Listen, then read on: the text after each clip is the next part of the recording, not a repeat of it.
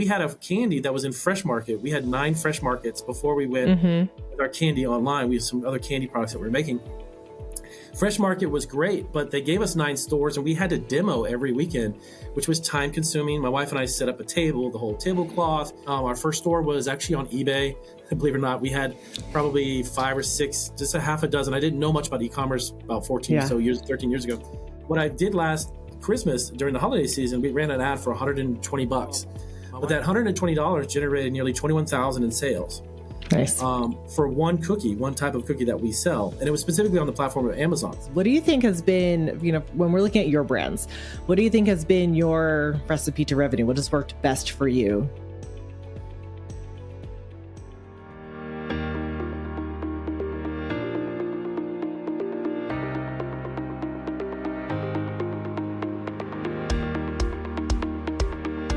When it comes to marketing your food business online, what do you need to know? I'm here today with Damian Roberti, who is an amazing content marketer and food entrepreneur. He has multiple successful YouTube channels marketing food online and others he's going to tell us about, as well as some e-commerce based and food-based businesses. So welcome. I'm so excited to have you here today. Thank you. Yes, thank you, Leah, for taking the time. Let me do a podcast episode with you as well. So I'm super excited to share what I've done over the past probably 13, 14 years now, I guess, in the realm of e-commerce, but specifically marketing and figuring out what can be done on a low budget or even no budget, just as long as you understand how the social platforms work and how you can incorporate them into your food business. So. Yeah. And so when I'm doing our podcast, we're typically talking to, emerging brands, their backstory of how they, came up with their tequila or their non-alcoholic beer, those kinds of things. So I really actually get to talk to the marketing side of this. I'm super excited to talk with you today. And you are a content marketing guru and have done this for years. So you have just such a wealth of knowledge when it comes to content marketing online. Your YouTube channels, if you're especially, startup food brand, as you they're just so informative, so just let's start with the, just start with a little bit of backstory. How did you get into this? Yeah, so the story of how my wife and I started our business and our endeavor into having our own food business was in 2008. And really quick, we basically just got let go from our job. I had a dream of opening a business. My wife was a little hesitant at the time, of course, but I knew I wanted to start something. I wasn't sure exactly what that would be specifically. So we literally just cashed in 401k and learned some financial lessons the hard way. But if I cashed in 401ks, maxed out credit cards, we opened an Italian bakery, a retail bakery, and funded it all of by ourselves. And we literally gutted out the place. We revamped it. We put equipment in, and we launched it. We started off with some family recipes, which we still have now. Family recipes for cookies, pastries, Italian gelato ice cream we were making, breads, panini sandwiches, pretty much you name it. Prior to all of this working, I was in food retail for about 25, 26 years or so for Publix supermarkets and then Target superstores. So I was working on the other side, the retail aspect of it, not necessarily owning a brand, putting a product on the shelves. So it was a bit of a learning experience, but I've seen brands come and go, products that lasted a short period of time, some that grew and became big. But then we basically did that for about 2.5 years, and it did good, as I mentioned before. It didn't do great. It didn't do what we really needed it to. So we transitioned to e-commerce. Our first store was actually on eBay. Believe it or not, we had probably 5 or 6, just a half a dozen. I didn't know much about e-commerce about 13 years ago. So you think of eBay as a collectible place, a collectible marketplace, but exactly. Yeah. And I was shocked because food, snacks, and food items weren't necessarily a category that's kind of like a mover or shaker, compared to like Amazon or something. So we put a few items up that we could ship. Obviously, we couldn't ship sandwiches or gelato. Sure. So we put some cookies up. We started to get a couple of sales, and that was really exhilarating to see somebody who was like, we were out of Atlanta, Georgia. So seeing somebody who had the opportunity to buy in California or across the country. So it really kind of energized the idea of this e-commerce concept for food. So then really quick, we went to Etsy. And in 2011, I believe it was, we launched on Etsy. We were there before it actually I had an IPO and went public. And the platform was much different than it is today. Yeah. considerably different, obviously. But the platform was great. We did over six figures cumulatively over just 3 or 4 years. And I mean, per year, that's not a heck of a lot per se, but it was really Hmm. exhilarating because that was like the first time we started to do six figures in business Yeah. online. I mean, it's a big milestone when you're starting out. Yeah, yeah, it was. And what was great was because it took a minimal amount of investment to get that brand generated online at that time, of course. And then that's when I began to learn about social media. I have a degree in marketing, Hmm. but it was not what I learned quite a few years ago. I'm almost 50 years old now. So what I learned in college doesn't apply to marketing today. It's something that has Yeah. evolved and I've learned over time and had to apply, new ways and new aspects today, incorporating YouTube, Instagram. These didn't exist when I was in college. Hmm. So long story short is that we went to Etsy. We saw some really great opportunities. We shipped outside the country. We had a commercial kitchen that we were working from, so we could ship all over the place. We did 15 countries. We had actually people in Australia buying Oh, chocolate pretzels on Etsy. It was pretty crazy in awesome. Canada. So we went to Amazon, and that's where it really began to take off dramatically. It's been it was a bumpy road at first because there's a huge learning curve when you're Hmm. selling anything on Amazon because Sure. there's a lot of metrics. You got to stay within a window.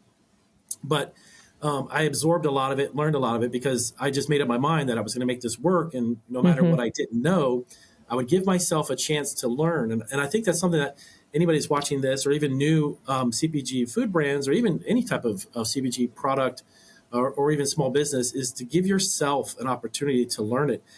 It takes time for it to succeed, and it's Yeah. not an overnight success online or even guaranteed. But the barriers to entry, from my perspective, the Hmm. barriers to entry into retail with food products, barrier to retail with any type of CPG brand, if it's a house cleaning product, whatever it is, it's a lot more funding, a lot more time, a lot more people jumping in the middle. If it's a food broker, if it's a food buyer, Right. regulations in regards to specific things that the retail stores may want on their packaging. Also, Hmm. the store shelves. I mean, you only have so much physical space on a shelf, but on the internet, you don't have physical Yeah. That space. doesn't exist in the same way. Yeah. Yeah, and the thing is that I learned is that in Atlanta, so we had a candy that was in Fresh Market. We had 9 Fresh Markets before we went Hmm. with our candy online. We had some other candy products that we were making. Fresh Market was great, but they gave us 9 stores and we had to demo every weekend, which was time consuming. My wife and I set up a table, the whole tablecloth. You put out Yeah. some samples, and we sold like 5 or 6 bags, but it took like all day, and it took Yeah. Saturday and Sunday for months on end. And it was just the amount of time it absorbed wasn't being used properly. So if Hmm. I took that much time and then marketed my product online, began to list products on Amazon, as I was about to get to, but we start to get in front of millions of customers, and we're Hmm. selling it from a commercial kitchen. So I'm not limited by shelf space. And a buyer could say, "Hey, Damien, you got 10 items. I like all of them, but I don't have that space on my shelf in the retail store. I can only take Right. 2 items." But I know that if I put 10 items on Amazon, I'll sell 10 items. Hmm. And it's just going to be in millions of people's faces. And there's a myth. I think that there's a lot of people don't understand this. And I see it on LinkedIn, and I'm not trying to be disrespectful to small food brands, but they Hmm. get really excited about getting into, 5 local stores. And there's nothing Yeah. wrong with that. Right. But the problem is the 5 stores they're going to give you 2 facings. Okay. And, facings are just the amount of product you have side by side on a shelf. And they're going Hmm. to let you go about 5 products deep. So you've Hmm. got 10 10. Yeah. physical products at any given time. This is something people may not think about when they're first starting. So let's say they sell out of all 10 of those. Okay, so now how much does it take? How much time is there a lapse of time before your Hmm. product gets replenished, before your Hmm. product gets into the logistical systems of the stores, and then that tin gets refilled? Maybe they run out in the stockroom, but there's customers who want it. You're Yeah. losing sales. You're on Amazon, you're on Etsy, you're on eBay or Walmart.com. I Hmm. can have all 10 of those product choices and those flavor profiles to choose from. And Hmm. because we do the fulfillment ourselves too. I mean, we do both Hmm. FBA, we do other third party logistics, Yeah. but for us, we fulfill the orders as it comes in. So I never run out of shelf space. I Right. never run out of fulfillment. I never run out of anything. You either sell the product or you don't. So that's what Hmm. I've learned is that retail it's good, but because launching initial brands that get launched, you have to have a tremendous amount of volume of interest, buyers, money behind it. Hmm. There's a logistical delay, if you will, from production to getting it in the system. That's a lot. I Right. could literally start a store for you tomorrow on Amazon. I could photograph the product, create a product description, get it in front of customers, and by the weekend, I can have it at least visible with Right. millions of eyeballs instantly. Yeah. And I mean, that's how it works. It's a fact. But I think there's a lot of I don't want to say romanticism about it, but people get excited about, hey, I'm in 5 local Publixes or I'm in Kroger. And like I said, nothing Yeah. wrong with that. But how many Right. products are you actually selling? How profitable is that? I mean, Right. Kroger has a buyer. They're going to buy it at bulk from you in wholesale.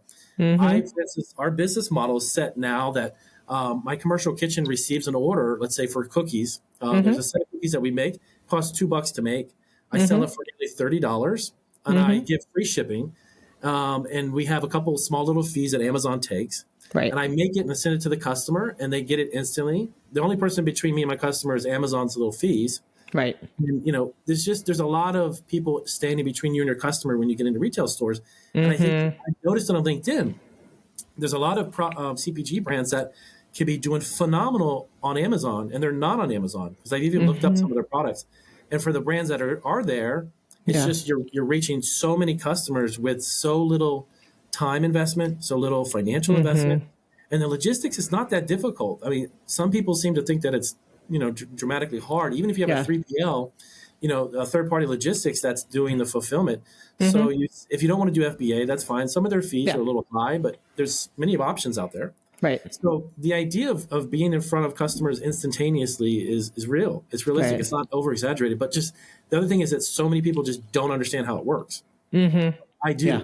I've seen it. I've worked in retail on one side. I've seen products come and go. Then I worked by offering the product locally in farmers fresh market, and it's too much. It was too much for us, and we were just a small startup. So at the end of the day, it can be done. It's just they don't know how to do it. And I think there's a lot of now. There's companies like Pod Foods, for instance. There's a few other companies that now offer direct to business to business type of thing, and they're the intermediaries between the two. Right. And I think that's a good opportunity as well.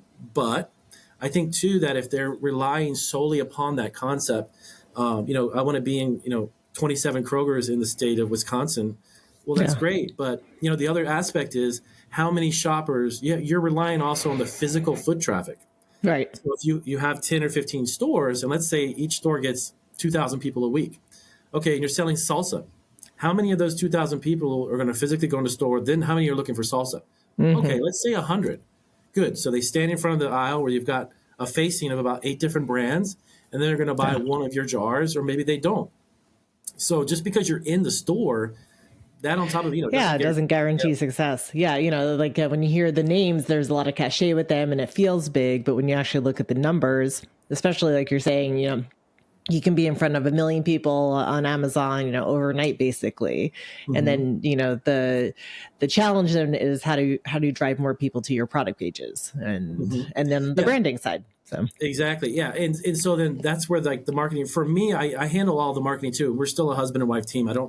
Behind me, I don't have 37 people, in a staff, it'd be great to do that, but I just don't because a lot of it, I want to understand every aspect of it. All of our websites, I built them all of our listings, all the photos for our products, I've taken them to, even the nutritional labeling for the products that we have to have. I perform that. I create those on Recipal, one of the websites online. So I create those too. So every facet of what our business does, I've touched it some way, shape, or form. Yeah. So for me, even the marketing aspect of it, it doesn't have to be so complicated. Yes, there are some great websites that can offer teams of people for a very large sum of money who can do it.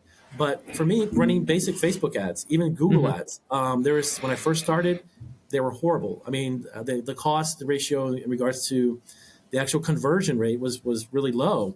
So I spent a lot of money, but I didn't look at it that way. It was a learning process. I figured out what was not working, and then I kind of refined it. But so now, I'll give you an example. I run Facebook ads every single month. We're running ads on everything. So I've experimented with different types of static ads or video ads and all that. Yeah. And what I did last Christmas during the holiday season, we ran an ad for $120. My wife and I make a particular cookie, and it's an Italian cookie that sells really well. But that $120 generated nearly $21,000 in sales. Nice. For one type of cookie that we sell, and it was specifically on the platform of Amazon. And the per click was pennies compared to, a large budget with a huge production and, getting a whole bunch of people involved trying to figure out what's the demographic and then how much money should we allocate for that region. It just sometimes people overthink the process. Yeah. If a lot of the clients I've done consults with are husband and wife, mom and pop businesses. Right. And I say, look, if you're looking for, they're like, well, I have the product and I have the website, but I'm not getting traffic. I just started on Amazon, but just being on Amazon doesn't also guarantee that you're going to succeed. Yeah, exactly. Yeah. That's the first step of the process. Exactly. And, it helps to be on Amazon, but it's not like a crock pot. You can't set it and forget it. Come back at the end of the day and you've got orders flying out. Right. So I began to just say, you know what, we sat down, we figured out where began to notice where particular products of ours, because we do cookies like chocolate pretzels, we do custom Oreos for gift basket companies. We do a big variety of stuff. When I began to see where those products were being shipped to, that on top of the analytics that we got from basic Facebook ads, I began to refine those ads, and now they're even more efficient. So that's what I teach, tell a lot of my clients is that, not knowing how to do a Facebook ad shouldn't prevent you from doing a Facebook ad or Google ads. And you don't need to hire someone at $1,500 a month to do it for you. Yeah, I mean, the entry to it can be just such a small test and play with it and see what's working. And, now with all of the different AI tools that are built inside of these platforms, it's just helping to expedite that whole process of creating those ads. So, don't be afraid to try it. Yeah, exactly. And that's what I did is I started to just run them and I saw what wasn't working. And then narrowed down certain regions where I saw that particular product was being. And there's another example. So like our chocolate pretzels, which we do, which we didn't invent, but we do probably about 60 to 70,000 a year just in chocolate pretzels. Yeah, I love chocolate pretzels. We just have a big variety of different chocolate pretzels. Yeah, and the funny thing is that New Jersey, the state of New Jersey, I sell more chocolate pretzel rods on Amazon, there's that platform, than any other state. So what I did is I'm like, why don't I refine the Facebook ads? So I doubled down on the Facebook ads specifically in that state. And it was dramatic, like giving more eyeballs to that product, which by itself organically, without running Facebook ads, we were selling them to New Jersey. So it's the same concept with anything. If it's hot sauce, great. Run some ads and find out where would your hot sauce do well at. So between that really simple and basic marketing, I mean, we've done really well for ourselves, and we continue to do well every year. But it's just you have to try it, like you said. Like you have to just try it and not be afraid to just keep learning as you do it. Right. So, you obviously do consulting. I have a marketing agency. So obviously we work with emerging brands as well. What do you think? When should somebody bring somebody in? When is it worth investing in outside resource? I think when the husband and wife team or the small startup gets to the point where they've maxed out their capabilities within their local area. I know a lot of the people that I speak with are literally at such a new stage. They're doing farmers markets and then they just launched a website, but their website's not getting traffic, or I want to expand to Amazon. Excuse me. I want to expand to potentially Walmart.com, which is a huge platform for food too. You have hundreds of millions of people go there. Sure. I have an Etsy store, and maybe I just dabbled in Etsy, but I want to get to that next level. But it's not, national rollout into Kroger or, a big Safeway or something like that. So they come to me and they're like, what can I do with leveraging this small mom and pop startup? Many of them, I think, at that stage are looking for some advice on marketing or exposing themselves to more people online because their website's doing okay, but they're just not sure of I have a Facebook page, but what do I do with it? Or I have some other social media accounts. Instagram's great, but I don't know how to really leverage that to get exposure. How consistently should I upload images, or how frequent should I be on that platform? Yeah. So I mean, that question I think comes up, once a week at least. Yes, it does. And it's very frequent. And I mean, the funny thing is that I think a lot of them too don't realize that they shouldn't focus on every platform. Right. That's kind of a draining, because I've tried that myself. It doesn't work. Our Instagram, for instance, my Instagram account has probably honestly about 1,000 people that follow. Reason being is that I don't consistently post on Instagram because I have so many YouTube channels. And for me, the algorithm, since I know it so well on YouTube, I'm going to leverage that. And you can, brands don't think too much also Yeah. about the power of YouTube. It's like Instagram this, Facebook that, Instagram this, and it's kind of a back and forth. And it's like it can go only so far, because some of the videos, if you're running a spice business, you need to have videos on your YouTube channel of how to use your spices. Give people Yeah. recipes. Just show them how to use Right. it. Very simple recipes. And if you can optimize that video well enough, Yeah. in the description, you put some links to your product on Amazon. And that right there, you have a commercial that's literally promoting your spice business forever. Yeah. It can get indexed on Google. I mean, our videos pop up on Google search all the time. So That is probably one of the best benefits of doing YouTube, is now how it's integrated right into the search results. exactly, yeah. And I mean, the fact that Google owns YouTube, I mean, it's the parent company. They own it now. They've had it since they bought it. But the idea is that those optimized videos, and they even come to me for that, and I have kind of educated some people on how to optimize certain content, Yeah. is that if you can do that right, and it costs you nothing. You start a YouTube channel with nothing. That's the other beautiful thing. You don't need a budget. You need literally just, I mean, you can even just use your phone. If you have a phone and you can upload it, and you have an internet connection, it's a huge marketing resource. And it doesn't, LinkedIn is great. Instagram is great. Facebook is wonderful. But it's the long form content. If it's a 3 minute, 4 minute to 5 or 6 minute video, you can relay so much information. And this is actually for even outside of the food realm, any business on planet Earth. I mean, Yeah. you can gain clients, you can gain customers. Show people, if you have a marinade, you have a barbecue sauce or something, a sauce company, pasta sauce, or if you have whatever, then you could show, again, very simple videos on how to use the sauce, how versatile it is, and all this other stuff. Right. And the video speaks for itself, and that is marketing. I mean, Sure. marketing is simply a product or service, and then getting eyeballs on one of the two.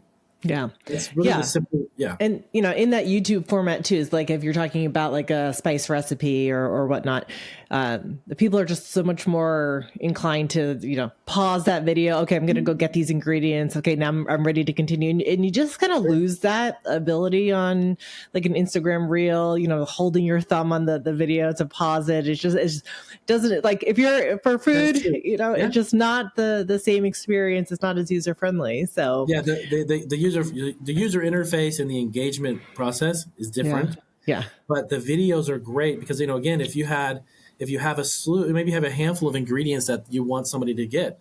Let's say you were selling your pasta sauce. You put a link down below and then add some links for pasta. Go to Amazon. Then you begin to get into the realm of like affiliate marketing. Like, you could promote other people's pastas. Why not? Other people's garlic spreads or fresh garlic, something that you can get 10 or 12 items on Amazon. Now you're selling your sauce, and then you're getting paid to sell someone else's pasta, dried pastas.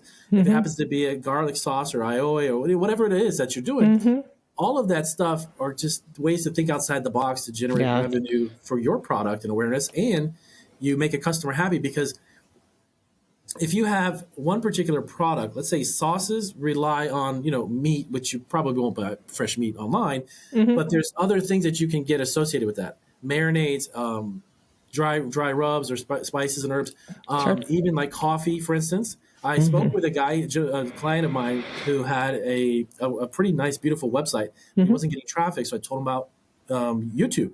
Yeah. So I said, it may sound silly, but show people the product. Be in your own kitchen. Make yourself a couple cups. Explain how it tastes, or maybe where you sourced it from. Yeah. Something educational, informative. Right. And Draw them into the story. Yeah, exactly. Do a little storytelling. But here's another thing. What goes with a ground of coffee? Coffee makers, which you can be an affiliate marketer. He can make a fortune off of selling. Put a link below your coffee. Your coffee's on Amazon? Great. Sell an espresso machine. Make an extra $10 or $15 on every machine. Yeah. Do a review of a specific machine that accompanies your coffee. You see, thinking outside the box by bringing all this together, a coffee cup. Hey, put some coffee mugs on there, some coffee accessories, some coffee gift sets. So I told him that, and he's like, wow, I never thought of that. So he instituted some of these methods. Yeah. And when he was selling his coffee, he began every now and then would sell, a coffee maker. And then he was selling some accessories. And he got back to me. He's like, I generated like even an extra $500 or $600 in a month worth of additional product that I would never thought of by using YouTube, But he's not only that, he's building a brand awareness for his coffee. That's the principle. But Yeah. why not? For Almost me, like his, the coffee maker he endorses because it just brews his coffee in the best way. in a certain way, Yeah, it's sure. almost like creating that 360 customer experience. Like everything you need to have that great coffee experience, I can provide you, through Hmm. my site, through my affiliate links. Yeah, no, I mean, that's such a smart idea. Hmm. I want to Yeah, ask you a question because you kind sure. of touched upon it on the different platforms. Like there's definitely concern I see with people that like on like Etsy, they've been selling on Etsy for like 12 years. All of a sudden Etsy shuts down their account, puts it in vacation mode for, some compliance thing. And now their Hmm. business has come to a screeching halt. So when you have these, your owned platforms, your own websites, and then you have other Hmm. platforms that you're kind of borrowing space from, what do Sure. you think businesses should think about, because there's so much value in being in those marketplaces, but then what about the concerns about, things Technical falling outside of your glitches. control? Yeah. Yeah, and that's actually happened. That's happened to me a couple of times actually over the years, probably a Yeah. few times to be quite honest with you. Yeah. What see so here's the way my philosophy is. Number one, there's certain things outside of yourself, just in life in general, that you can't control. You Mm-hmm. won't have control over. You have to take into consideration when you start to do an e-commerce business and you're on these platforms and you're on, like you said, borrowed real estate. You're on their real estate, and Amazon takes it very, very seriously because, really quick side note, when you sell on Amazon, your customers are not my customers. Do not come. They're not my customers. They don't come to me. They come to Amazon. Yeah. Damian, you're just on the platform, so Yeah. play nice. And if you're not nice, then you're not going to be, able to play in the playground. And that's how they look at you. Plain and Mm-hmm. simple. You're not an asset to them. You're not a stock option. They could, not that they don't care less, but I'll tell you, it's you're on their platform, so you're on Mm-hmm. borrowed real estate. Yes. So getting back to the idea, this is one reason why I preach being on multiple platforms is Mm-hmm. the only way to be online. Mm-hmm. Neither one of these are the Willy Wonka golden ticket. I'm on Amazon and I have my own website, so I'm Yeah. fine. Right. No, because if something happens, or it's maybe not a glitch, or maybe it's just something you fall outside the metrics, too many negative reviews, or you didn't answer an Mm-hmm. email fast enough. I mean, Right. Amazon judges you or measures you on everything you do. Yeah. So yes, like you said, the Etsy thing. I've heard that story online. I've seen that where they have had some recent glitches where accounts are on vacation mode and their customer service, their seller support is horrific since it went public. Just my Mm-hmm. opinion. It's really bad. When it was privately held before and a lot smaller, Yeah. you need Much somebody. better. There was somebody there. So, anyways, addressing that issue is you have to be on, Walmart.com, maybe even eBay, Amazon, Etsy. There's a lot of other kind of boutique, if you will, platforms now that are Mm-hmm. emerging that also have, some engagement, have some traffic. Mm-hmm. And I think it's important to spread yourself out because you need to anticipate having those glitches. It's almost like a mom and pop having a great pizzeria and they have 4 locations. Yeah. And unfortunately, sadly, that fourth one burnt down. Right. You know, it's going to happen. Just life is life. Right. Yeah. It's not going to be guaranteed. Just because you're on the Mm-hmm. platform, everything's going to run smooth. I Yeah. mean, there's breaches of security.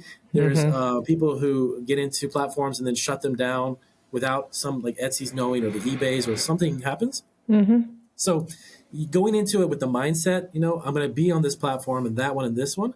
Yeah. But if something happens over here, I'll be okay because I'm still on Amazon. I still have my Shopify store. I still have Yeah. a store or I'm selling on Facebook Marketplace or whatever it might Mm-hmm. be. Yeah. But I think that the concept of kind of being in more than one place at one time needs to be embedded in your psyche before you Yeah. hop into the e-commerce realm because it's not guaranteed.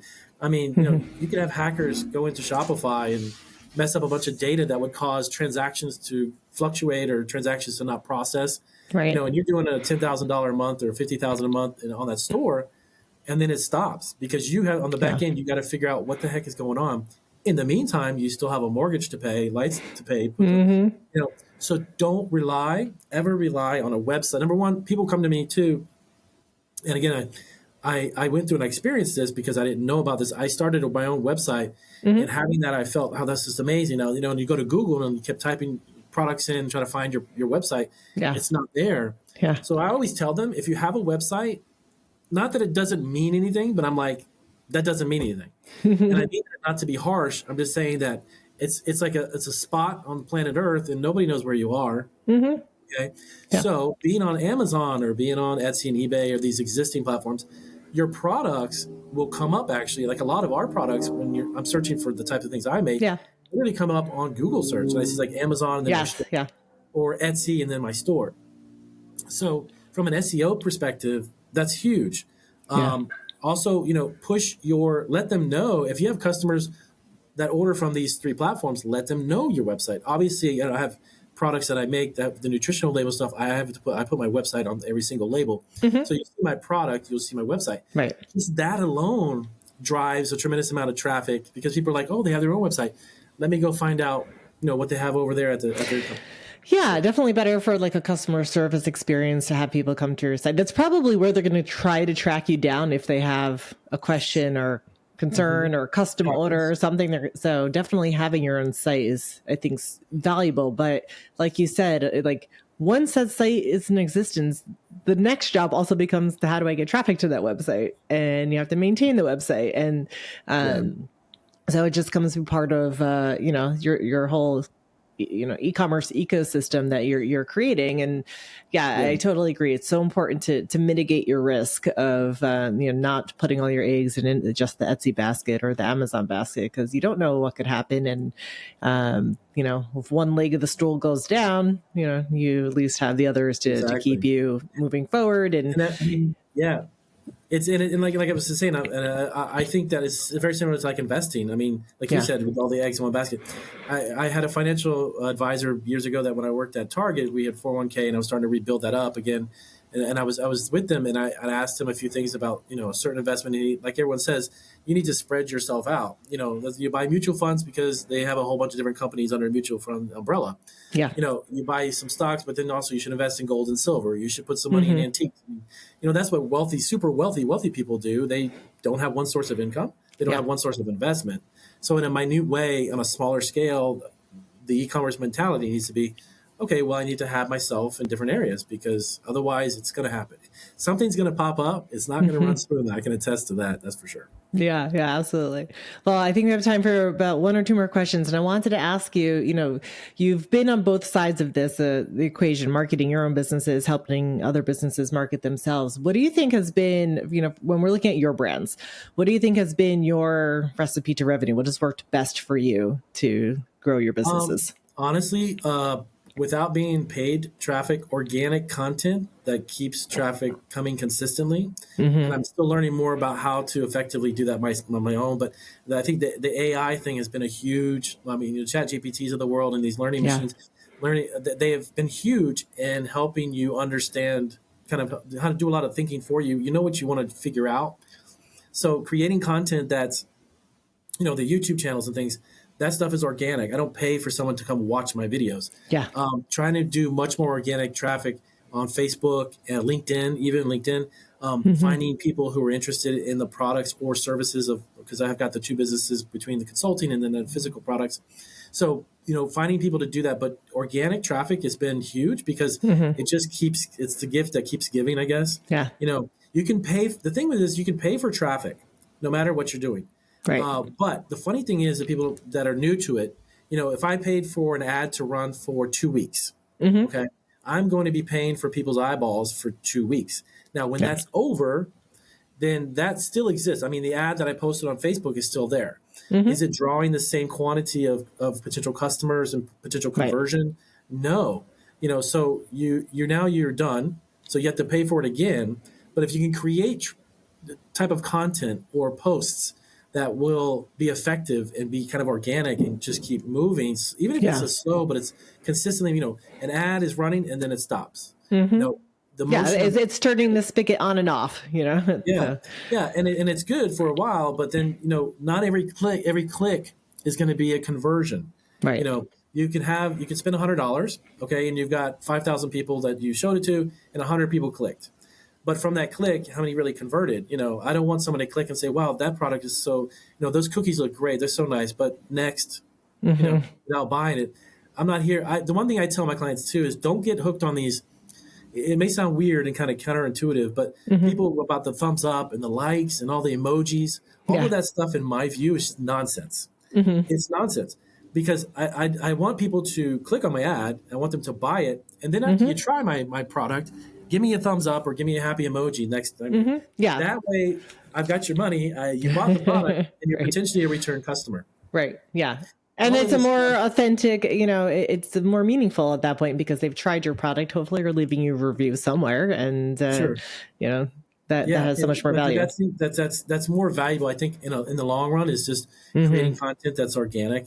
Yeah, I Yeah. think hands down, YouTube is like the gold mine for that because Yeah.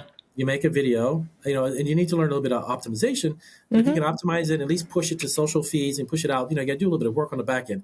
Yep. But the video's there, then it keeps generating.